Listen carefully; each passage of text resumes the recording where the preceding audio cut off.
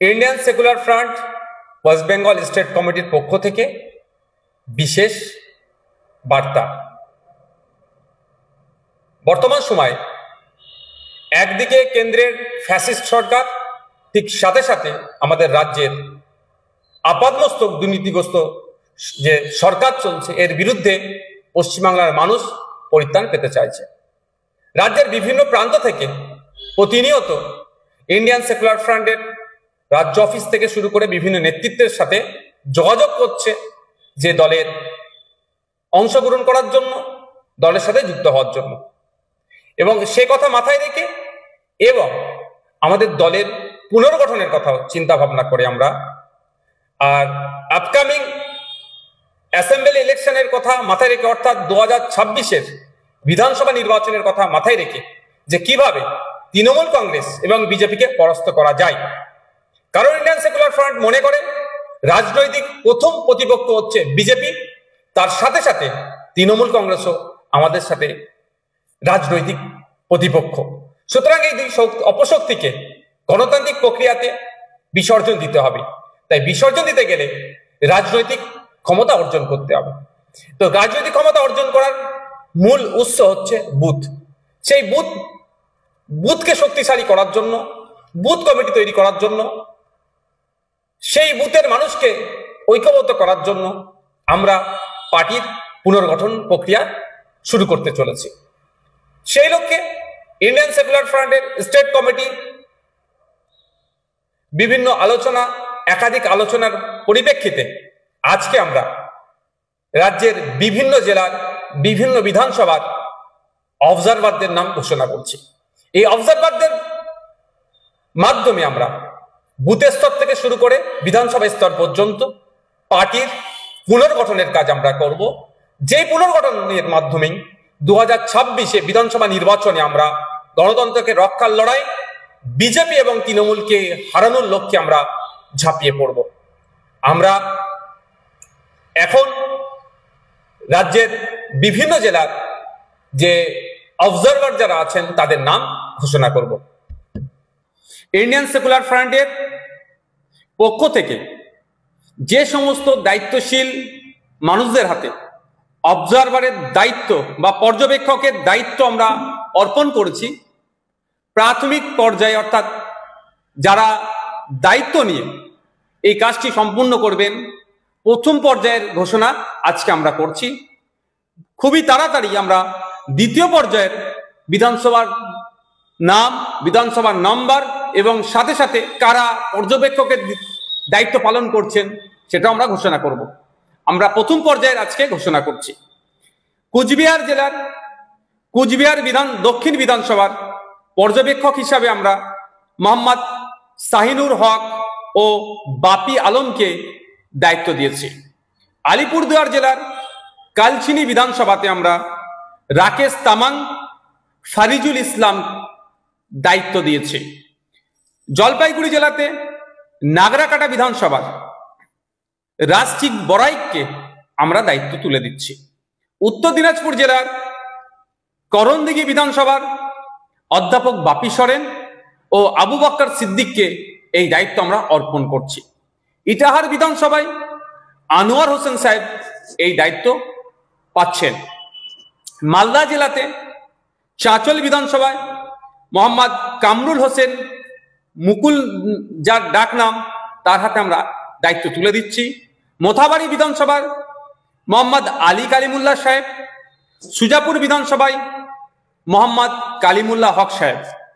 মুর্শিদাবাদ জেলায় যে সমস্ত বিধানসভার আমরা অবজারভার দিচ্ছি, ফারাক্কা বিধানসভায় আজমিরুল শেখ, সাগরদী বিধানসভায় সাইফুদ্দিন মন্ডল ও আব্দুর রাকিব, ভগবানগোলা বিধানসভায় হাবিব শেখ, রানীনগর বিধানসভায় আইনজীবী অলিউল ইসলাম সাহেব, মুর্শিদাবাদ বিধানসভায় রিন্টু শেখ, আজাদ শেখ, রেজিনগর বিধানসভায় গোলাম মোস্তফা, হরিয়ারপাড়া বিধানসভায় সনৎ কুমার শর্মা, রাশেদুল মন্ডল, দমকল বিধানসভায় সিদ্দিক শেখ, জলঙ্গি বিধানসভায় কারিউল ইসলাম, গোলাম রহমান বিশ্বাস, এরপরে আমরা নদিয়া জেলায় আসছি। নদিয়া জেলার যে সমস্ত বিধানসভায় আমরা প্রথম পর্যায়ের অবজারভার নিয়োগ করছি তাদের নামগুলি হলো: করিমপুর বিধানসভায় অমিত চক্রবর্তী, যাকে পাপ্পু নামে পরিচিত যিনি; পলাশিপাড়া বিধানসভায় মহিবুল মণ্ডল; চাপড়া বিধানসভায় ফরজ আলী মোল্লা, রমজান আলী মণ্ডল; হরিণঘাটা বিধানসভায় শফিকুল মণ্ডল।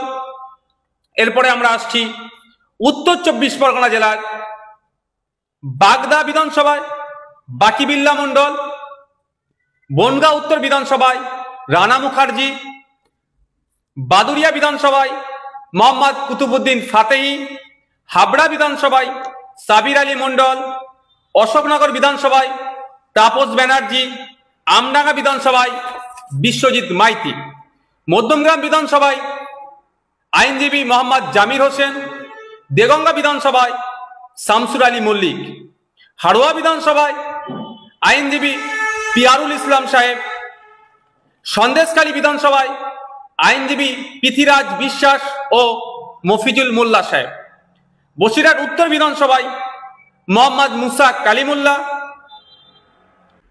দক্ষিণ 24 পরগনা জেলায় প্রথম পর্যায়ে যে সমস্ত বিধানসভার অবজারভার পশ্চিমবঙ্গ রাজ্য কমিটি এবং কেন্দ্রীয় কমিটি নিযুক্ত করেছেন তার নামগুলো আমি ঘোষণা করছি।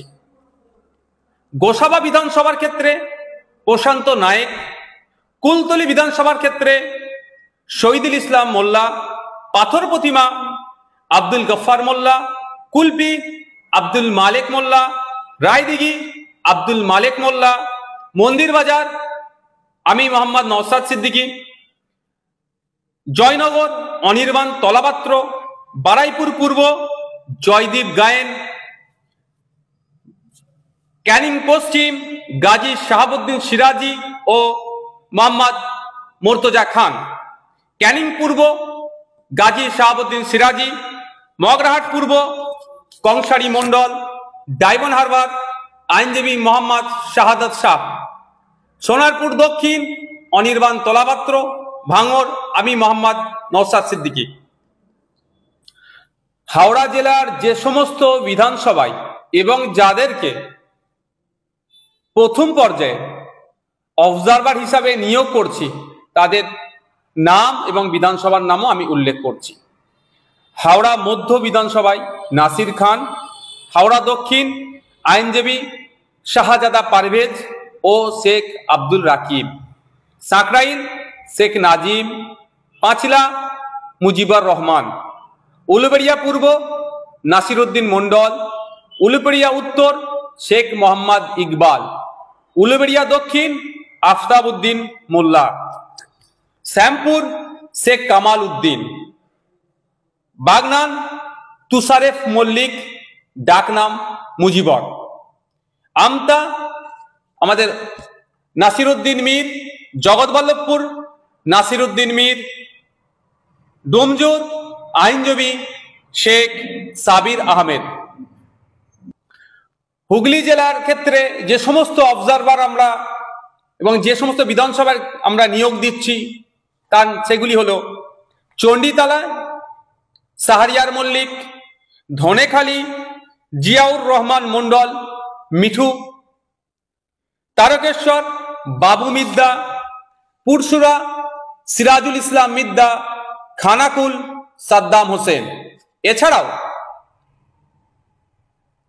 পূর্ব মেদিনীপুরে যে সমস্ত বিধানসভার ক্ষেত্রে আমরা নিয়োগ দিচ্ছি অবজারভার: পাঁশকুড়া পশ্চিম শেখ আকবর আলী, তার সাথে শেখ শামসুর আলম; ময়না বিধানসভায় আমিনুল ইসলাম; নন্দকুমার বিধানসভায় শেখ সিরাজ আলী; হলদিয়া বিধানসভায় শেখ আতিয়ার রহমান ও নাসির আলী; নন্দীগ্রাম বিধানসভায় মৌলানা সবে মিরাজ খান ও কালু মল্লিক। ঝাড়গ্রাম বিধানসভার ক্ষেত্রে আমরা ঝাড়গ্রাম বিধানসভাতে সুভাষ হেমব্রম ও বিনপুর বিধানসভায় অধ্যাপক বাপি সরেন; পশ্চিম মেদিনীপুর চন্দ্রকোনাতে লক্ষ্মীকান্ত হাঁসদা; গড়বেতা বিধানসভায় রমজান আলী খান ও মোহন টুডু। শালবনী বিধানসভাতে লক্ষ্মীকান্ত হাসদা। পুরুলিয়া জেলার যে সমস্ত বিধানসভাতে আমরা অবজারভার নিয়োগ করছি, পুরুলিয়া বিধানসভা মোহাম্মদ ওয়ারিস আনসারি, কাশীপুর বিধানসভা আনন্দ পরামানিক, পাড়া বিধানসভা গৌরীশ রায়। বাঁকুড়া জেলার আমরা এই প্রথম পর্যায়ে দুটো বিধানসভায় অবজারভার নিয়োগ করছি। প্রথমটি হলো তালডাংরা বিধানসভা, অবজারভার হিসাবে মোহাম্মদ জুলকার খান। দ্বিতীয়টি হলো বিষ্ণুপুর বিধানসভা, মেহেরুল আলম। পূর্ব বর্ধমানে এই মুহূর্তে আমরা একটি বিধানসভার অবজারভার নিয়োগ করছি। দ্বিতীয় পর্যায়ে আমরা আরো বেশ কয়েকটি বিধানসভায় আমরা আশা করছি অবজারভার নিয়োগ করব দ্রুত। পূর্বস্থলী উত্তর মৌলানা জাকির গায়েন সাহেব। বীরভূম জেলার যে সমস্ত বিধানসভাগুলি আছে, প্রথম পর্যায়ে আমরা দুটি বিধানসভায় অবজারভার নিয়োগ করছি। প্রথমটি দুবরাজপুর বিধানসভায় মনিসুর রহমান খান, যিনি অবজারভারের দায়িত্ব পালন করবেন। দ্বিতীয়টি মুরারই বিধানসভা, হজরত আলী নামে যিনি আছেন তিনি অবজারভারের দায়িত্ব গ্রহণ করবেন। আমরা এই সমস্ত দায়িত্বশীল ব্যক্তিদের হাতে প্রথম পর্যায়ের যে বিধানসভা এবং বিধানসভার যারা দায়িত্ব নেবেন তাদের নাম ঘোষণা করেছি। অনেকে অনেক জায়গা থেকে আমাদের সাথে যোগাযোগ করছেন। যারা কর্মী আছে তাদের সমস্যাটা হবে না, যারা নতুন যোগাযোগ করছেন তাদের ক্ষেত্রে বলবো, তাদের উদ্দেশ্যে বলবো যে ইন্ডিয়ান সেকুলার ফ্রন্টের সোশ্যাল মিডিয়াতে যে সমস্ত অফিসিয়াল পেজগুলি আছে আপনারা নিয়মিত সেখানে ফলো করবেন। ওই পেজগুলিতে আমাদের পার্টির যে পক্ষ থেকে যে অবজারভার আমরা নিয়োগ করেছি তাদের ডিটেলস, তাদের কন্ট্যাক্ট নাম্বার, যোগাযোগ নাম্বার আমরা ওখানে আপলোড করে দেব। আপনারা যারা নতুন রাজ্য অফিসে যোগাযোগ না করে অবজারভারদের সাথেও আপনারা যোগাযোগ করতে পারেন। আপনারা যারা পার্টির সাথে যুক্ত হতে পারেন, ওই অবজারভারের নাম্বার বা তার পরিচিতি আমরা আমাদের পার্টির ভেরিফাইড পেজগুলিতে আপলোড করব। ইন্ডিয়ান সেকুলার ফ্রন্ট ওয়েস্ট বেঙ্গল স্টেট কমিটি 26শে জুলাই রাজ্যের বিভিন্ন বিধানসভার অবজারভার ঘোষণা করলেন প্রথম পর্যায়ে। দ্বিতীয় পর্যায়ে আমরা খুবই শীঘ্রই বাকি কোন কোন সিটে অবজারভার আমাদের দেওয়া হচ্ছে সেটাও আমরা ঘোষণা করব। তবে আমরা 2026-এর বিধানসভা নির্বাচনকে পাখির চোখ করে আজকে আমরা 26 তারিখে এটার প্রথম ঘোষণা দিলাম। আমাদের লক্ষ্য উদ্দেশ্য 2021 সালে পার্টির পিরজাদা আব্বাস সিদ্দিকীর হাত ধরে সূচনা হলে সেই সময় মানুষের কাছে সেই ব্যাপকভাবে আমরা পৌঁছাতে পারিনি। যত দিন যাচ্ছে আমাদের পার্টির বিভিন্ন স্তরের কর্মীদের, দায়িত্বশীলদের পারফরমেন্সের বেসিসে সাধারণ মানুষ আমাদেরকে আপন করে নিচ্ছে। তাই আমরা সাধারণ মানুষের ভালোবাসা, দোয়া, আশীর্বাদ দিয়ে 2026-এর বিধানসভা নির্বাচনে গণতন্ত্রকে রক্ষার লড়াইয়ে, গণতান্ত্রিক প্রক্রিয়াতে ঝাঁপিয়ে পড়ব। সাধারণ মানুষের দোয়া, আশীর্বাদ তথা ভোট নিয়ে আমরা ডবল ডিজিটে যাতে পৌঁছাতে পারি তার সর্বোচ্চ চেষ্টা করব।